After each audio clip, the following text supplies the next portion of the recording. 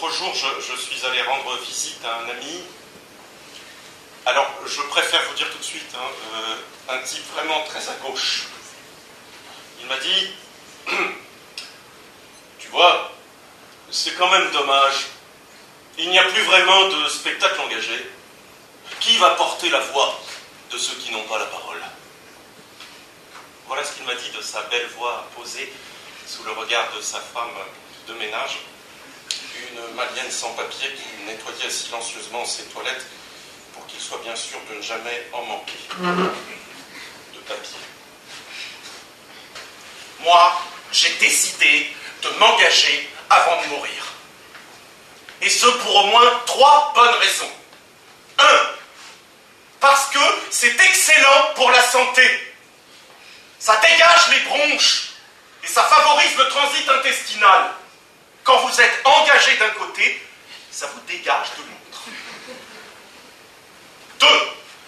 Parce que j'avais un peu peur de m'ennuyer en attendant la mort. 3. Parce qu'il était temps de passer de la parole à l'action. Oui, trop souvent, le langage ment. Le charisme a tout de suite fait son effet. La preuve, quand je suis sorti le premier à la station Châtelet-Les Halles, presque tout le monde m'a suivi dans les couloirs du métro. Ça, je n'aurais jamais cru. Et là, le miracle se produisit. Et la foule compacte, qui se dirigeait comme un seul homme, vers le même bureau, à la même heure, avec les mêmes gestes, dans le même but, gagner la même vie, pour regarder le même écran plat, avec le même encéphalogramme plat, tous complètement à plat, en mangeant les mêmes plats, dans un monde sans plis, en espérant gagner plus.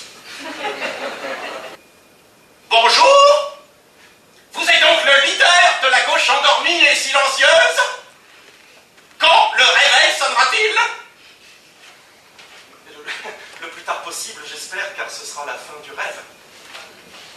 Vous ne croyez donc pas au lendemain qui chante? J'aimerais bien, mais les lendemains chantent souvent faux. Et le grand soir? Quand le soir est trop grand, on ne voit plus le jour.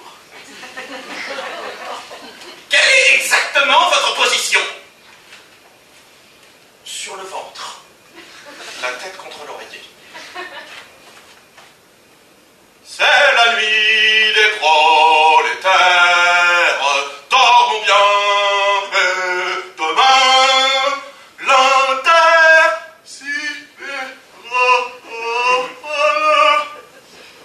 sera notre coussin. Grâce à Marx, il avait compris les rouages du profit dans un monde capitaliste. Il avait d'ailleurs lu les ouvrages indispensables. Lire le Capital pour optimiser les résultats de son entreprise aux éditions Jacques Humul et connaître la pensée de Marx pour rendre ses salariés heureux sans augmenter les coûts de production aux éditions du Manager décomplexé. C'était un vrai marxiste. Ouais. Alors aujourd'hui, si vous voulez trouver des marxistes, il faut aller en EDF. Ça se fait pas. Parce que moi, attendez, moi je suis pas dupe. Donc moi je savais que Marx, c'est complètement dépassé. Qu'est-ce qu'il écrit? Ouais, tiens, ça j'aime bien. L'histoire de toute société jusqu'à nos jours n'a été que l'histoire de la lutte des classes. L'humour et l'engagement politique sont compatibles.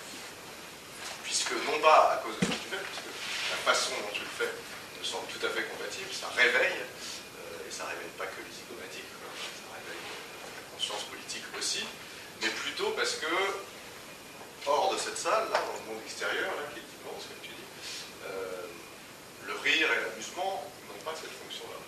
Ils ont, me semble-t-il, plutôt la fonction dépolitisante définitive, quoi, qui n'est même pas pour noyer le poisson, pour faire diversion, mais qui est simplement que rien n'est grave, tout est drôle, et que, ou alors sous une autre forme, et là c'est quelque chose de tout à fait sérieux, prouvé statistiquement par nos amis les sondeurs, la plus grande influence des médias sur les choix des électeurs français depuis 20 ans, c'est les guignols de l'info. Ce dont il ne faut pas se plaindre, après tout, les guignols de l'info font des choses plutôt bien, et ça prouve bien que l'influence passe par le rire. Enfin, qu'il y a là quelque chose, voilà, le rire et le divertissement est un mode d'engagement. Donc le rire est une forme de résistance collective, vitale, pas seulement à l'esprit sérieux, mais à la difficulté effectivement ambiante. Et pas seulement donc sur le mode cathartique, c'est-à-dire à nous pour oublier, c'est nous aussi pour penser. Et puis en même temps, dans les thèmes que tu as abordés, mais encore une fois, c'est pas un truc négatif, c'est une gêne, mais je crois que dans toute gêne, il y a justement le début d'une pensée. C'est ça qui fait penser. S'il n'y avait pas de gêne, si on riait exactement au bon moment, que c'était mécanique, ce serait un show. Du coup, les thèmes que tu abordes, si tu veux, on en rit, et on en rit tout en assumant sa mélancolie. Enfin, il y a une mélancolie, il me semble. Je sais pas si ton humour procède de la tristesse, mais il me semble que ça aussi. C'est tout le temps, c'est tout le temps de la tristesse. De la tristesse et de l'étonnement. Mais la mélancolie, c'est un peu le mélange des deux. Mélancolie n'est pas forcément extrêmement négative, c'est la tristesse qui devient étonnement. Et dans l'étonnement, il y a déjà le plus loin de l'humour. Mais ouais, on est triste. Il y a aussi un désespoir. Oui, l'émancipation.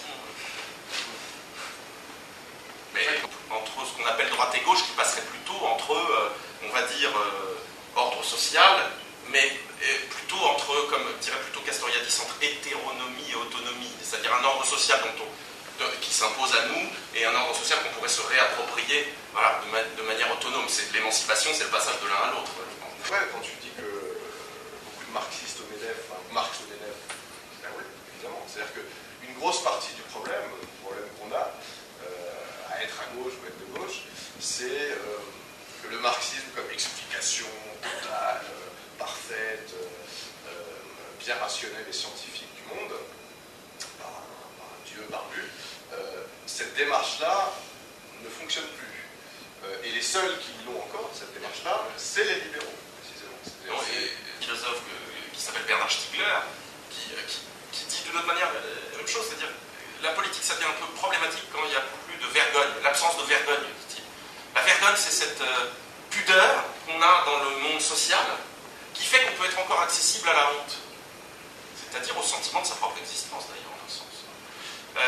Alors que les gens qui n'existent plus que pour l'ostentation, les caméras avec leurs grommettes et leurs machins, ils sont ni ridicules ni rien, ils n'existent plus.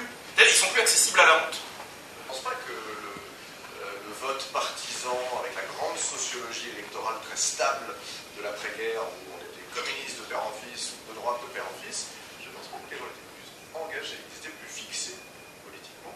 Mais justement, dans le mot engagement, il y a l'idée d'un geste, d'un mouvement vers et d'une sortie de la normalité. Et on ne dit pas aujourd'hui pour qui vous avez voté, mais pour qui vous vous êtes abstenu. Ce qui est quand même incroyable. C'est-à-dire que c'est la présupposition que le dernier mot de la démocratie, c'est le vote. Dernier mot, c'est l'ultime mot. C'est-à-dire si on s'est abstenu, c'est qu'on aurait dû voter pour tel ou tel et qu'on s'est abstenu. On s'abstient pour telle personne. On ne peut même pas imaginer que l'abstention, ce soit justement le refus de rentrer dans ce jeu-là. Et le refus actif. Et pas quelque chose qui se clôt subitement lorsque le pouvoir a l'air d'être du côté de ces luttes sociales. Le pouvoir n'est jamais du côté des luttes sociales, précisément parce que le pouvoir est gestionnaire, il est administratif, il est réaliste, ce mot atroce. Donc effectivement, il va susciter en face une réaction. Et si cette réaction est de l'ordre de la solidarité collective et de la justice collective, elle sera de gauche au sens historique, parce qu'elle refusera qu'au nom de l'individu, des droits de l'individu, des libertés de l'individu,